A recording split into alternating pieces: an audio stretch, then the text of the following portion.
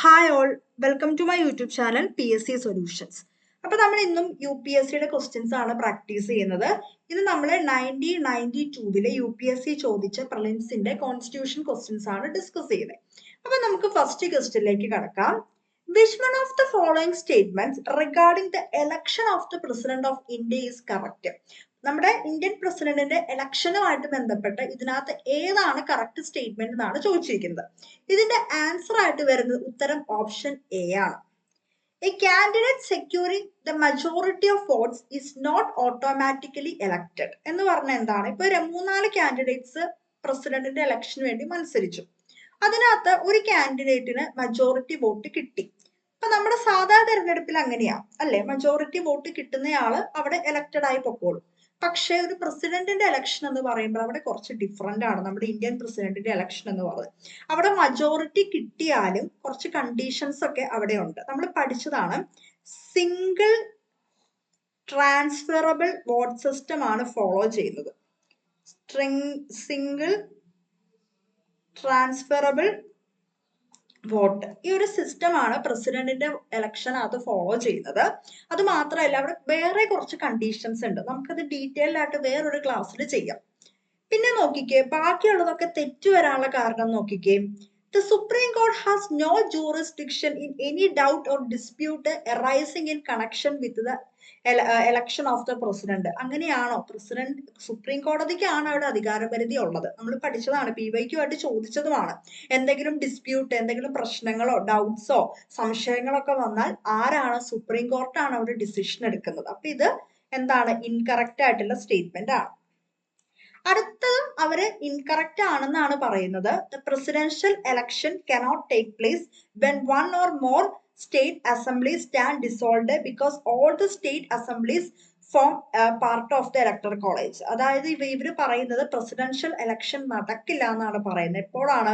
ഈ state assemblies, സംസ്ഥാന നിയമസഭകളൊക്കെ dissolve ചെയ്തിട്ടുണ്ടെങ്കിൽ, പിരിച്ചു വിട്ടിട്ടുണ്ടെങ്കിൽ നടക്കില്ല എന്നാണ് പറയുന്നത്. കാരണം ഇലക്ടറൽ കോളേജിനകത്ത് നമ്മൾ പഠിച്ചതാണ്, പ്രസിഡന്റിന്റെ ഇലക്ടറൽ കോളേജ് ഇലക്ഷൻ ആരൊക്കെയാ വേണ്ടത്? ലോക്സഭ, രാജ്യസഭയിലെ ഇലക്ടഡ് മെമ്പേഴ്സും അതുപോലെ തന്നെ എന്താണ്, സ്റ്റേറ്റ് അസംബ്ലീസിലെ ആൾക്കാരും അവിടെ വരുന്നുണ്ട്. പക്ഷെ നമുക്കറിയാം ഈ പ്രാവശ്യം നടന്ന ഇതും തെറ്റാന്നാണ് അവര് പറയുന്നത്, നടക്കില്ല എന്നാ പറയുന്നത്. പക്ഷെ നമുക്കറിയാം ഈ പ്രാവശ്യം നടന്ന ഇതിനകത്ത് നമ്മുടെ പ്രസിഡൻഷ്യൽ ഇലക്ഷനകത്ത് ആരാണ്? നമ്മുടെ യൂണിയൻ ടെറിട്ടറീസിലേക്ക് നമ്മൾ പോവാൻ നേരത്തെ ഡൽഹിയിലെയും പുതുച്ചേരിയിലെയും സ്റ്റേറ്റ് അസംബ്ലി പങ്കെടുത്തു. പക്ഷെ ജമ്മു ആൻഡ് കാശ്മീരിൽ പങ്കെടുത്തിട്ടില്ല. അതിന് മുമ്പ് നടന്ന ഇലക്ഷനകത്ത് ജമ്മു ആൻഡ് കാശ്മീരിൽ സ്റ്റേറ്റ് അസംബ്ലി അതിനകത്ത് പങ്കെടുത്തായിരുന്നു. പക്ഷെ 2022 നടന്ന പ്രസിഡൻഷ്യൽ ഇലക്ഷനകത്ത് ആര് പങ്കെടുത്തില്ല? ജമ്മു ആൻഡ് കാശ്മീർ പങ്കെടുത്തില്ല. അപ്പൊ ആ ഒരു ഇത് വെച്ച് നോക്കുമ്പോൾ എന്തെങ്കിലും കാരണത്താൽ ഒരെണ്ണം ഇല്ലെങ്കിൽ പോലും അവിടെ പ്രസിഡൻഷ്യൽ ഇലക്ഷൻ നടക്കുന്നതിന് ബുദ്ധിമുട്ടില്ല. അപ്പൊ അതിന്റെ കറക്റ്റ് എക്സ്പ്ലനേഷൻ കിട്ടിയില്ല. ഇത് തെറ്റാണെന്നാണ് അവർ പറഞ്ഞിരിക്കുന്നത്. നിങ്ങൾക്ക് ആർക്കെങ്കിലും അറിയാമെങ്കിൽ നിങ്ങൾ താഴെ കമന്റ് ചെയ്യുക. ഓക്കെ, ആൻസർ എ ആണ്. കാരണം അതിന് കറക്റ്റ് ഒരു റീസൺ ഉണ്ട്. മജോറിറ്റി വോട്ട് കിട്ടിയ ഒരാൾ അവിടെ കയറണമെന്നില്ല.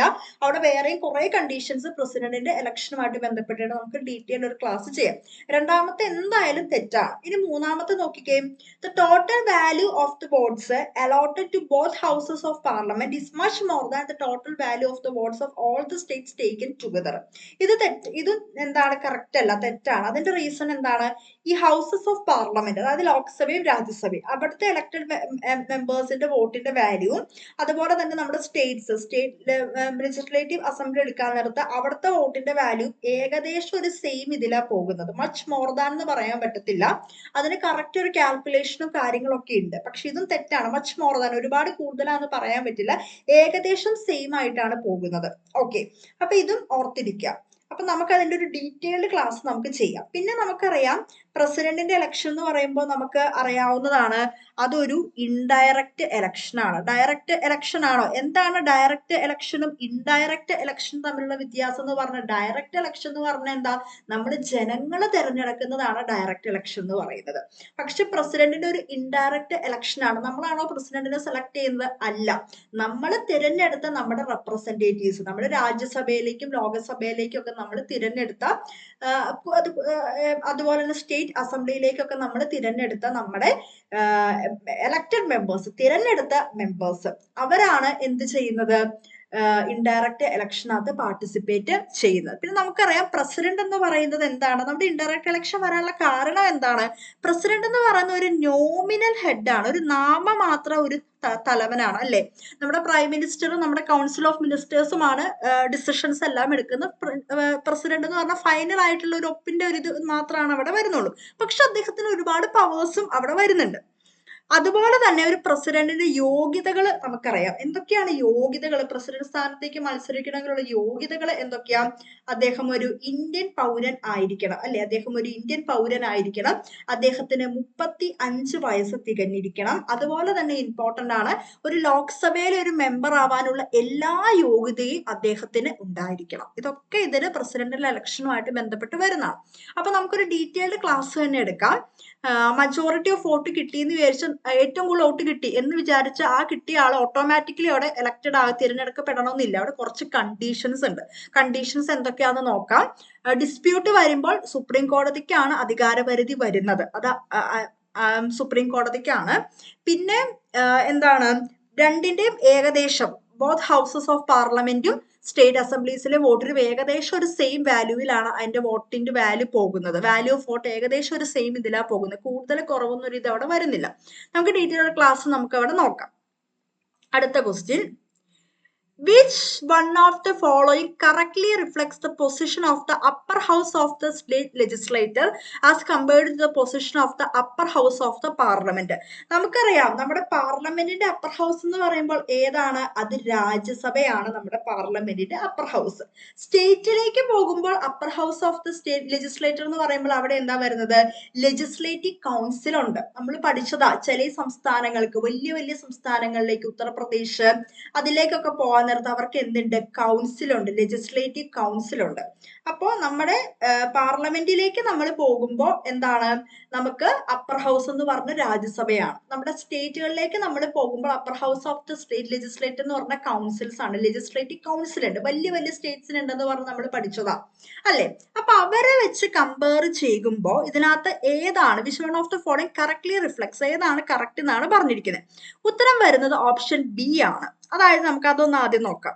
There is no provision for a joint sitting of the Legislative Assembly and the Legislative Council in the states for resolving deadlocks. എന്തെങ്കിലും തടസ്സങ്ങളൊക്കെ വന്നാൽ അത് പരിഹരിക്കാൻ വേണ്ടി ലെജിസ്ലേറ്റീവ് അസംബ്ലിയും, അതായത് എന്താണ്, നിയമസഭയും ലെജിസ്ലേറ്റീവ് കൗൺസിലും ഒരു ജോയിന്റ് സെഷൻ എന്ന് പറയുന്ന പ്രൊവിഷൻ ഇല്ല.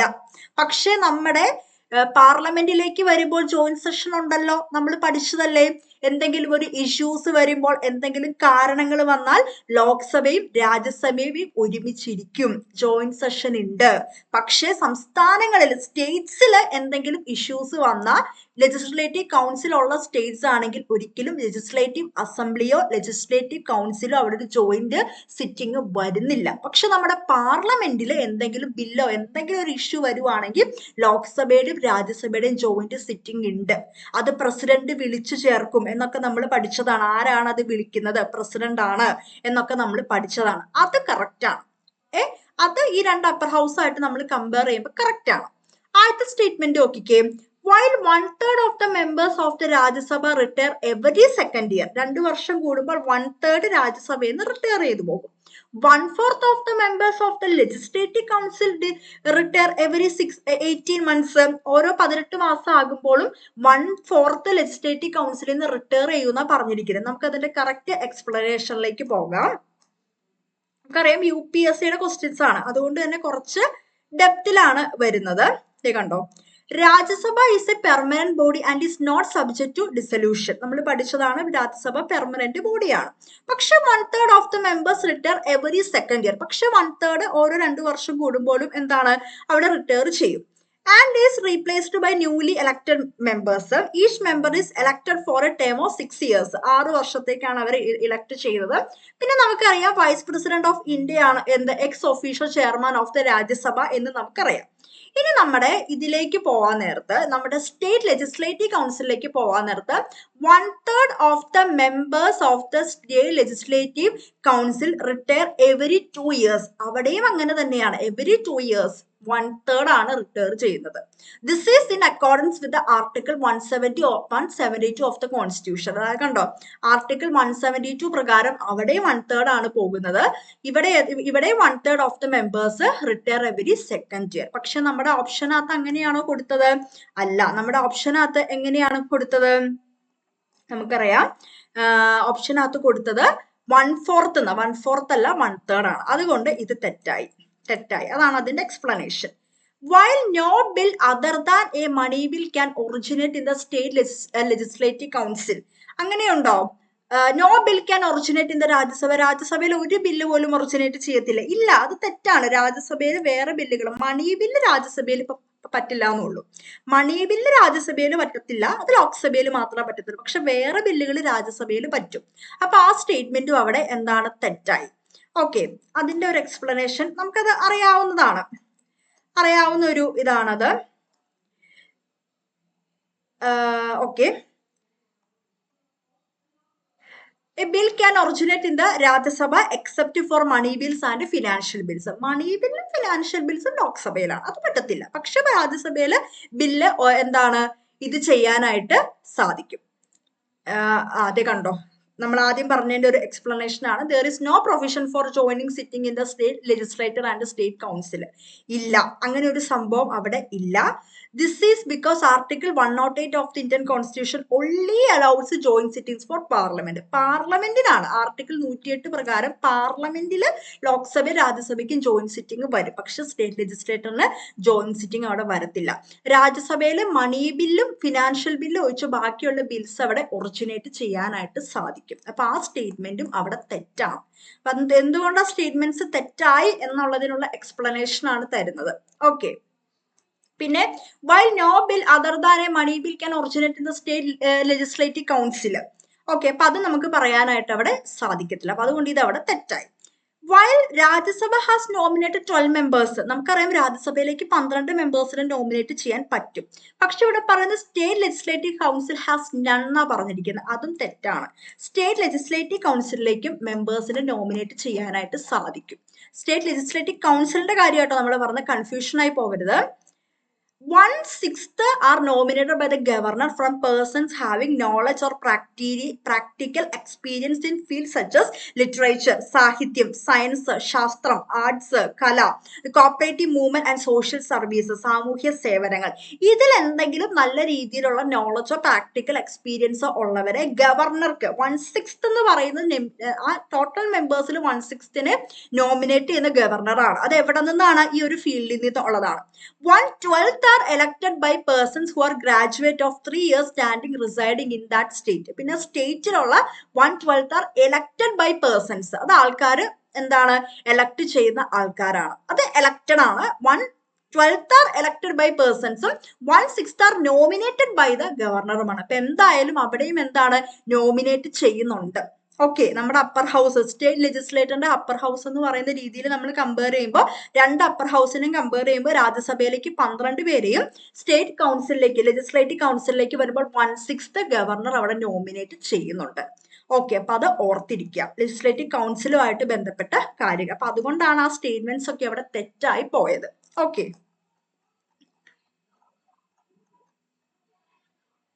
ആൻസർ ബി ആണ്. ജോയിന്റ് സെഷൻ ലെജിസ്ലേറ്റീവ് അസംബ്ലിയുടെ ലെജിസ്ലേറ്റീവ് കൗൺസിലിന്റെ ജോയിന്റ് സെഷൻ ഇല്ല. പക്ഷെ എവിടെ ഉണ്ട്? നമ്മുടെ അപ്പർ ഹൗസിന്റെ ലോവർ ഹൗസിന്റെ ജോയിന്റ് സെഷൻ ഉണ്ട്. രാജ്യസഭയിലേക്ക് നോമിനേറ്റ് ചെയ്യുന്നത് പോലെ തന്നെ സ്റ്റേറ്റ് ലെജിസ്ലേറ്റീവ് കൗൺസിലിലേക്കും ഗവർണർക്ക് നോമിനേറ്റ് ചെയ്യാനായിട്ട് സാധിക്കും. രാജ്യസഭയിൽ മണി ബില്ല്, ഫിനാൻഷ്യൽ ബില്ല് ഒഴിച്ച് ബാക്കി ഏത് ബില്ലിനും ഒറിജിനേറ്റ് ചെയ്യാനായിട്ട് സാധിക്കും. രണ്ട് സ്ഥലത്തും ലെജിസ്ലേറ്റീവ് കൗൺസിൽ ആയാലും രാജ്യസഭയായാലും 1/3 ഓഫ് ദ മെമ്പേഴ്സ് ആണ് റിട്ടയർ ചെയ്യുന്നത്. ഓക്കെ, അതുകൊണ്ടാണ് അത് അവിടെ തെറ്റായി പോയത്. അപ്പൊ ഇത് ഓർത്തിരിക്കുക കേട്ടോ. The Constitution of India borrowed the scheme of Indian Federation from the Constitution of Indian Federation. അത് എവിടെ നിന്നാണ് നമ്മൾ ബോറോ ചെയ്തത്, കടം കൊണ്ടത്? ഉത്തരം ഓപ്ഷൻ ബി ആണ്, കാനഡയാണ്. കൺഫ്യൂഷനായി പോകരുത് കേട്ടോ. അമേരിക്കയാണ് നമ്മൾ ചിന്തിക്കരുത്, കാനഡയാണ് അതിന്റെ correct answer. From Canada, we have borrowed the scheme of federation influenced by the Constitution of Canada. India is also known as a union of states and not as United States of India like USA. കണ്ടോ USA പോലെ നമ്മൾ United States of India എന്നല്ല പറയുന്നത്, നമ്മൾ union of States ആണ്. അതുപോലെ തന്നെ നമുക്ക് ഫെഡറേഷൻ എന്ന് പറയുന്ന ഒരു കൺസെപ്റ്റും കൂടി ഇവിടെ ഉണ്ട്. അപ്പൊ ഇത് നമ്മൾ ബോറോ ചെയ്തിരിക്കുന്നത് കാനഡയിൽ നിന്നാണ്, കൺഫ്യൂഷൻ ആയി പോകരുത്. പിന്നെ നമുക്കറിയാം ഓസ്ട്രേലിയയിൽ നിന്ന് നമ്മൾ ഏതൊക്കെ ബോറോ ചെയ്തത്? Concurrent list, freedom of trade, commerce and intercourse, joining sitting of the 2 houses of the parliament നമ്മൾ ഇപ്പൊ പഠിച്ചതാണ്. അത് ഓസ്ട്രേലിയയിൽ നിന്ന് കടമെടുത്തതാണ്. കണ്ടോ, Canada federation with a strong centre. നമുക്ക് ഫെഡറേഷൻ ആണ്, അതുപോലെ തന്നെ നമ്മുടെ യൂണിയനുമാണ്, നമുക്കൊരു സ്ട്രോങ് സെന്ററും ഉണ്ട്. അതൊക്കെ കുറച്ചധികം എക്സ്പ്ലനേഷൻ തരേണ്ടതാണ്, നമുക്ക് ഡീറ്റെയിൽ ആയിട്ടൊരു ക്ലാസ് എടുക്കാം. വെസ്റ്റിംഗ് ഓഫ് റെസിഡ്യൂറി പവേഴ്സ് അവശിഷ്ട അധികാരങ്ങൾ നമ്മൾ പഠിച്ചതാണ്, കാനഡയാണ്. Appointment of state governors by the centre, advisory jurisdiction of the supreme court. പിന്നെ അയർലൻഡിൽ എപ്പോഴും ചോദിക്കുന്നതാണ് directive principles of state policy, DPSP എപ്പോഴും ചോദിക്കുന്ന എക്സാമിന്. പിന്നെ nomination of members to the Rajya Sabha നമ്മൾ ഇപ്പൊ പഠിച്ചു. രാജ്യസഭയിലേക്ക് നമുക്ക് നല്ല ഇതുള്ള കഴിവുള്ള ആൾക്കാരെ നമുക്ക് 12 പേര് നോമിനേറ്റ് ചെയ്യാം, അത് നമ്മൾ അയർലൻഡിൽ നിന്ന് എടുത്തതാണ്. Method of election of the president, പ്രസിഡന്റിന്റെ ഇലക്ഷൻ ഇപ്പൊ നമ്മൾ പറഞ്ഞു, ഒരുപാട് കണ്ടീഷൻസ് ഉണ്ട്, നമുക്കൊരു ഡീറ്റെയിൽ ക്ലാസ് തന്നെ ചെയ്യാം. പിന്നെ Japan procedure established by law ഉണ്ട്. പിന്നെ USSR, അന്ന് സോവിയറ്റ് യൂണിയൻ ആണ്, ഇന്ന് റഷ്യ ആണ്. ഫണ്ടമെന്റൽ ഡ്യൂട്ടീസ് എപ്പോഴും ചോദിക്കാറുള്ളതാണ്. UK ഒരുപാട് കാര്യങ്ങളുണ്ട്, parliamentary government, rule of law, legislative procedure, single citizenship, cabinet system, writs വളരെ ഇമ്പോർട്ടന്റ് ആണ്, parliamentary privileges, bicameralism. US fundamental rights എപ്പോഴും ചോദിക്കാറുള്ളതാണ്. ഇൻഡിപെൻഡൻസ് ഓഫ് ജുഡീഷ്യറി എപ്പോഴും ചോദിക്കാറുള്ളതാണ്. Judicial review ചോദിക്കാനുള്ളതാണ്. പ്രസിഡന്റിന്റെ ഇംപീച്ച്മെന്റ് അതിനകത്താണ് വരുന്നത്. Removal of supreme court and high court judges ഒക്കെ അതിനകത്താണ് വരുന്നത്. ജർമ്മനി ചോദിക്കാറുള്ളതാണ്, suspension of fundamental rights during emergency. എമർജൻസിയുടെ സമയത്ത് എന്താണ്, ഫണ്ടമെന്റൽ റൈറ്റ്സ് സസ്പെൻഡ് ചെയ്യും, അതും ചോദിക്കാറുള്ളതാണ്. സൗത്ത് ആഫ്രിക്കയിൽ നിന്ന് നമ്മൾ എടുത്തതാണ്, കടം കൊണ്ടതാണ്. അമെൻഡ്മെന്റ് ഇൻ ദ കോൺസ്റ്റിറ്റ്യൂഷൻ, നമ്മുടെ ഭരണഘടനയിൽ വരുന്ന ഭേദഗതികൾ. പിന്നെ ഫ്രാൻസ് നമുക്കറിയാവുന്നതാണ്, റിപ്പബ്ലിക്, അതുപോലെ തന്നെ ലിബർട്ടി, ഇക്വാലിറ്റി ആൻഡ് ഫ്രട്ടേണിറ്റി. ഇതെല്ലാം നമ്മൾ എവിടെ നിന്ന് എടുത്തതാണ്? ഫ്രഞ്ച് ഭരണഘടന, ഫ്രാൻസിന്റെ ഭരണഘടനയിൽ നിന്ന് നമ്മൾ എടുത്തതാണ്.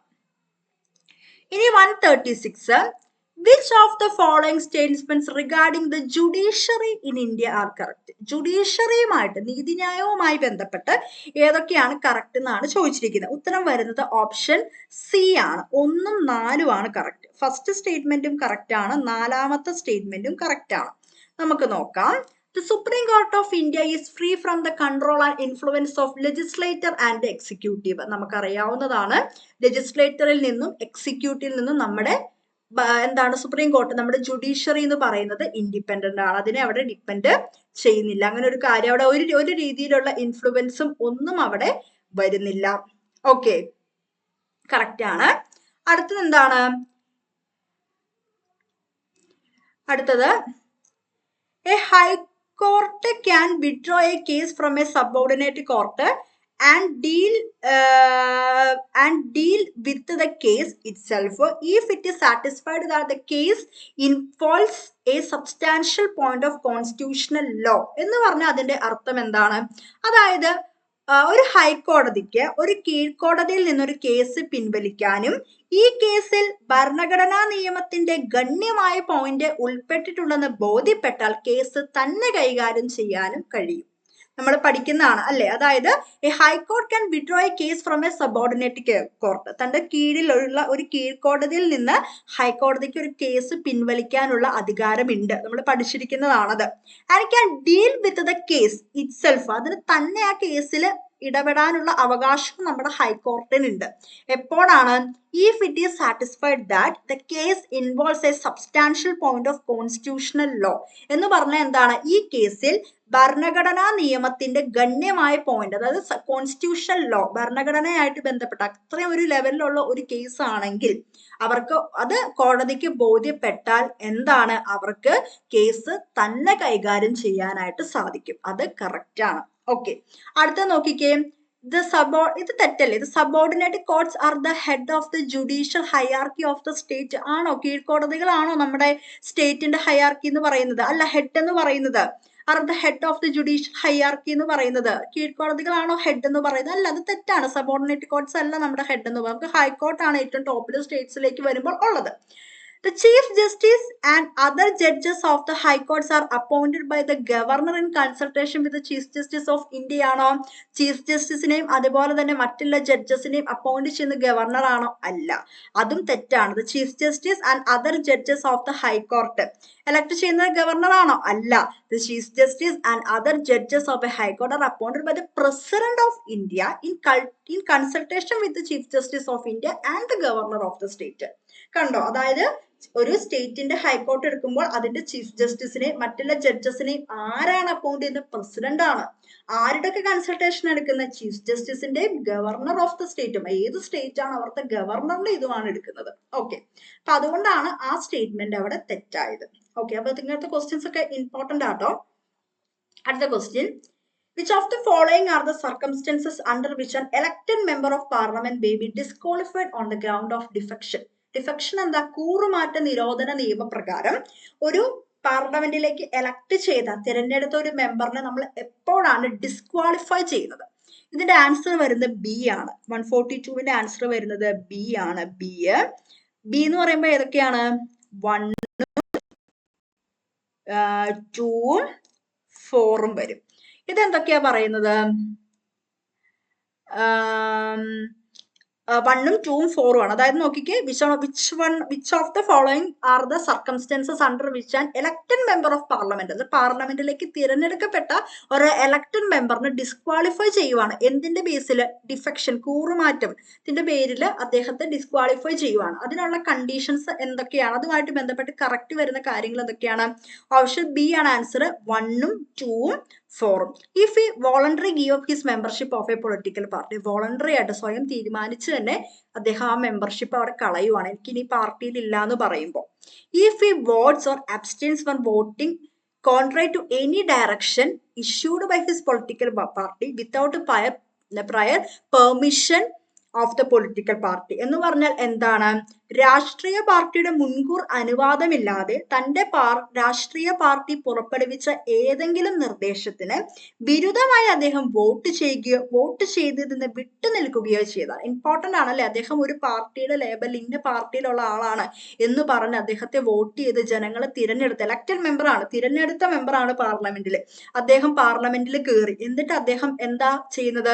രാഷ്ട്രീയ പാർട്ടിയുടെ മുൻകൂർ അനുമതിയില്ല, അദ്ദേഹം ഏത് രാഷ്ട്രീയ പാർട്ടിയിലാണ് ആ പാർട്ടിയുടെ അനുവാദമില്ലാതെ അദ്ദേഹത്തിന്റെ പാർട്ടി അവിടെ പുറപ്പെടുവിച്ച ഏതെങ്കിലും ഒരു നിർദ്ദേശത്തിന് എതിരായിട്ട് അദ്ദേഹം വോട്ട് ചെയ്യുകയോ അതുപോലെ തന്നെ വോട്ട് ചെയ്തതിൽ നിന്ന് വിട്ടു നിൽക്കുകയോ ചെയ്താൽ അദ്ദേഹത്തെ അവിടെ എന്താണ്? ഡിസ്ക്വാളിഫൈ ചെയ്യും. If he votes or abstains from voting contrary to any direction issued by his political party without a prior permission of the political party, രാഷ്ട്രീയ പാർട്ടിയുടെ മുൻകൂർ അനുമതിയില്ലാതെ തന്റെ രാഷ്ട്രീയ പാർട്ടി പുറപ്പെടുവിച്ച ഏതെങ്കിലും നിർദ്ദേശത്തിന് വിരുദ്ധമായി അദ്ദേഹം വോട്ട് ചെയ്യുകയോ വോട്ട് ചെയ്യുന്നതിൽ നിന്ന് വിട്ടു നിൽക്കുകയോ ചെയ്താൽ, കാരണം അദ്ദേഹം ആ പാർട്ടിയുടെ ഐഡന്റിറ്റിയിൽ വന്നു എന്നിട്ട് അവർ പറയുന്ന കാര്യങ്ങൾ നിർദ്ദേശങ്ങൾക്ക് എതിരായിട്ട് വോട്ട് ചെയ്തു അല്ലെങ്കിൽ വോട്ട് ചെയ്യുന്നില്ല എന്ന് പറയുമ്പോൾ അത് ഭയങ്കരമായ ഒരു കുറ്റമാണ്. അപ്പൊ അദ്ദേഹത്തെ കൂറുമാറ്റമായിട്ട് ബന്ധപ്പെട്ട് ഡിസ്ക്വാളിഫൈ ചെയ്യും.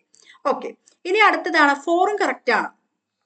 If he joins a political party other than the party on whose ticket he contested and got elected, അദ്ദേഹം അതിന് വേറെ പാർട്ടിയിൽ പോയി ചേർന്നാൽ, if he joins a political party other than the party on whose ticket he contested and got elected, ഇപ്പോൾ ഒരു പാർട്ടിയിൽ നിന്നു അദ്ദേഹം ജയിച്ചു, എലക്ട് ചെയ്തു, തിരഞ്ഞെടുക്കപ്പെട്ടു, എന്നിട്ട് അദ്ദേഹം വേറൊരു പാർട്ടിയിലേക്ക് പോവാണ്, ജോയിൻ ചെയ്യുകയാണ്, അതോട് പോസിബിൾ ആയിട്ടുള്ള കാര്യമാണോ? അല്ല, അതും എന്താണ്? ഇതിനകത്ത് കറക്റ്റ് ആണ്.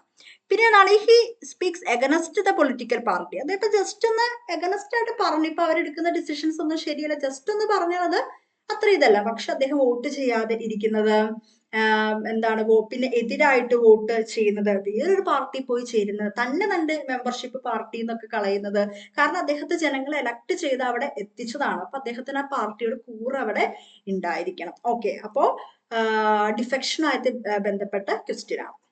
അപ്പൊ നമ്മൾ ഇന്ന് കണ്ട ക്വസ്റ്റ്യൻസ് 1992 ആട്ടോ നമ്മള് അത്യാവശ്യം ലെങ്തിലുള്ള ക്വസ്റ്റ്യൻസ് ആണ് കണ്ടത് അല്ലേ?